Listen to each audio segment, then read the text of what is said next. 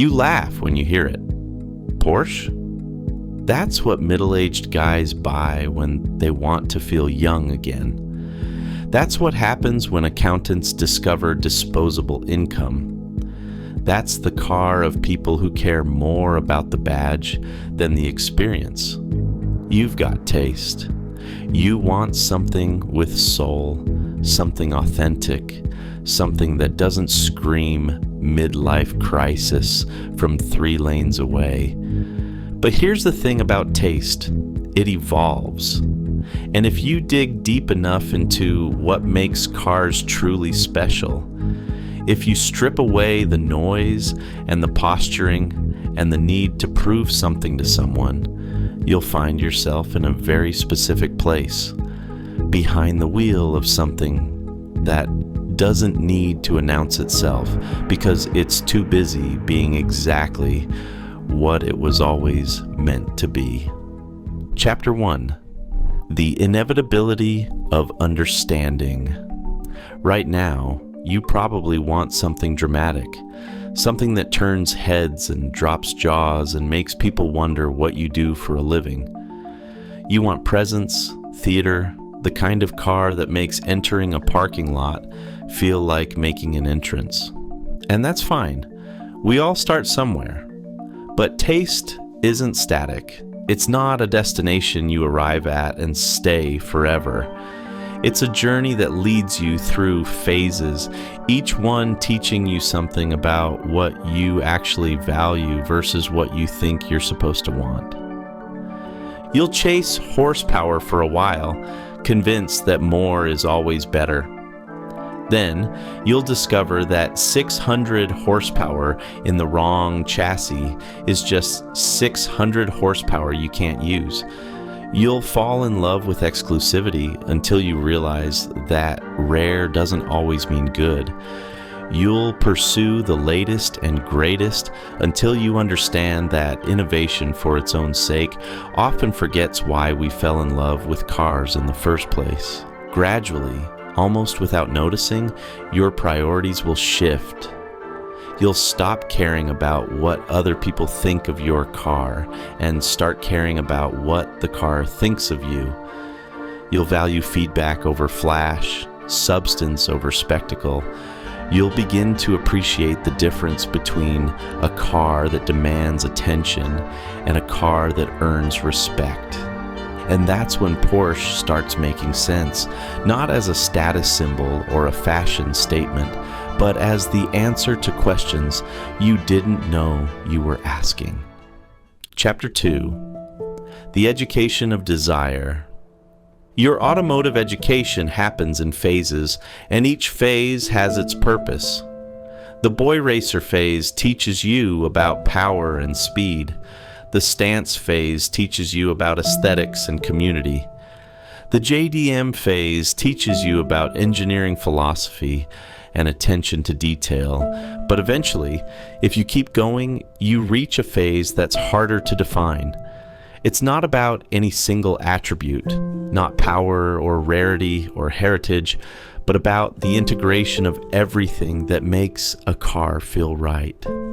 Balance, purpose, the sense that every component was chosen not just for what it does, but for how it works with everything else. This is where most people stop learning about cars and start understanding them. Where you realize that the best cars aren't the ones that excel in one area while compromising in others, but the ones that refuse to compromise at all. Where you discover that true performance isn't about maximizing any single metric, but about optimizing the entire experience. You start noticing things you used to ignore. How the controls fall naturally to hand. How the chassis communicates through your body.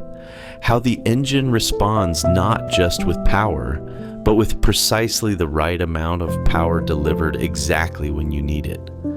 You begin to understand that the most important performance figures can't be measured on a dyno or a stopwatch.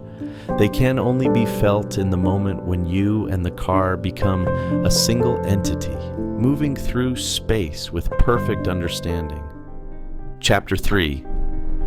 The Porsche Realization. It doesn't happen all at once. No dramatic revelation, no sudden conversion. It's more like slowly tuning into a frequency you couldn't hear before. Maybe you drive one at a track day. Maybe a friend tosses you the keys. Maybe you just rent one for a weekend because everything else was taken. You expect it to be good. You don't expect it to be revelatory. The first thing you notice is how unremarkable the experience seems. No drama, no fanfare, no sense that the car is trying to impress you. It just works. The steering responds before you've finished the thought. The brakes bite with exactly the force you intended. The throttle delivers power like it's reading your mind. It's not the fastest car you've driven, but somehow it feels faster because every input gets an immediate, precise response.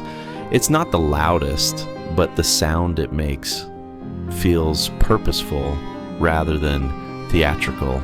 It's not the most exotic, but it makes every other car feel like it's trying too hard.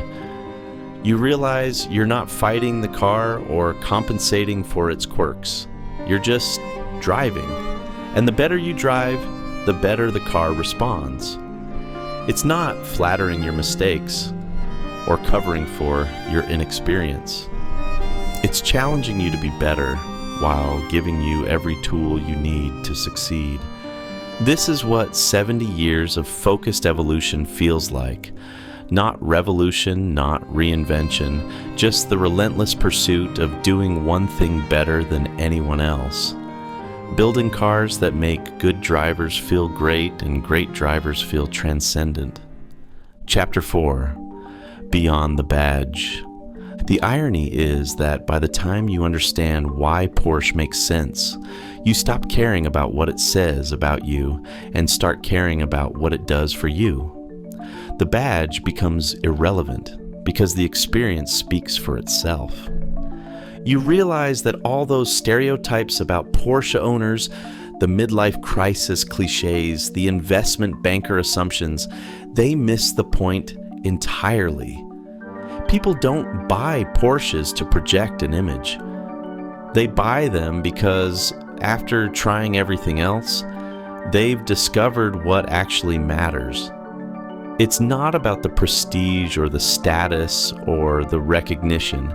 It's about the feeling you get when a machine responds to your inputs with perfect fidelity.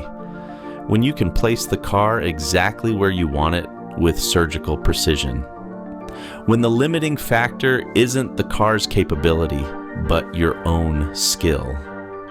You stop explaining your choice to people who ask why you didn't get something flashier, something newer, something with more horsepower, because the question reveals that they haven't made the journey yet.